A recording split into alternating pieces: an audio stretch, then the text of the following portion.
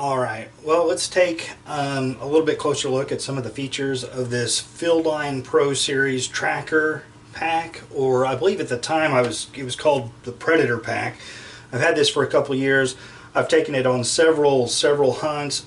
It has been a good pack, but I do have some complaints about it.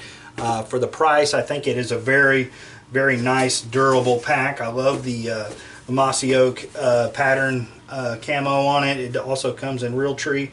I'm a mossy man, so I went with the mossy oak, but let's get into it just a little bit. Okay, well, first thing I noticed was the MOLLE on the front. Definitely MOLLE is a key when I'm doing shopping for a backpack. And one thing I noticed here was this stash pouch. I mean, beanies, grunt call, you know, anything that's really needs to be really accessible, that you don't want to have to fiddle with the zippers inside of the field and make that additional noise, is nice to stash in this pouch. It's deep, and you know, just it drew me to the pack. You got these two little lashes here on the outside. If you got a jacket or something a little bit too big for this, you can roll it up and, you know, tie it down with some bungees or what the case may be. Here on the outside, you got a little stash pocket, perfect for, you know, water bottles. And then you have a little accessory pouch. It's not real big, but big enough for a small pair of binoculars or some additional shells pouch. It's MOLLE again on the side. This isn't real MOLLE, it's kind of elastic. I never did really use that at all, but look it over here. So the straps are okay.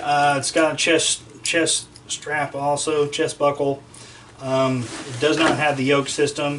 It does have two little handles here. This is nice for when you're in the tree. You can hook it on to a little hook, but it does have a nice carry handle here. It does have a little felt lined pocket here for sunglasses, your phone, keys, whatever you need, wallet, put it in there.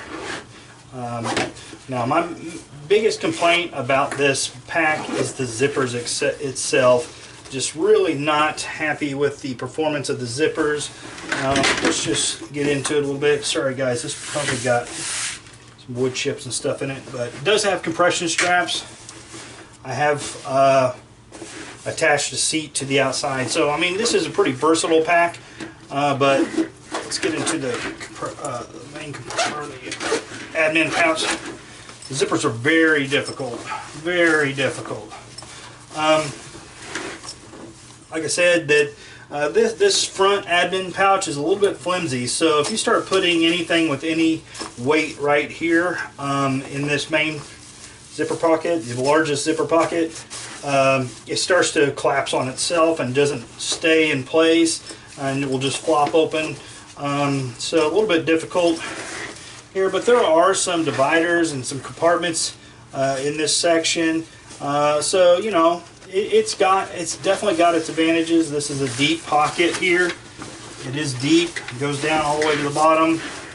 So I've stashed a lot of stuff in this you know, admin pouch section, and it is what it is. So I mean, not bad for the price. I think I paid $30 to $35 for this bag after tax. But again, the zippers are not very user-friendly at all. There's not a lot to the main compartment. It is hydrating compatible. It's got these nice Velcro on each side.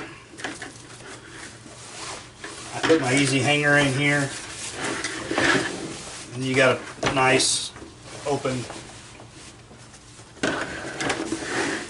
main compartment. Like I said, I think it's 26.5 liters. Fieldline Pro Series. It is a nice bag for your buck. With the complaint with the zippers, I think for just a little bit more money you can get a little bit bigger, nicer pack for just maybe $5 or $10 more. So again, this is a nice little lightweight pack for maybe a mini adventure. I don't think it's real big enough to go on all of the stuff I carry is not big enough to go on an all-day adventure, but definitely a morning or evening hunt. I've taken it. Anyway, those are my thoughts on it. It's a good bag for the money, but like I said, I think you can get you a little bigger, nicer pack for just a few dollars more.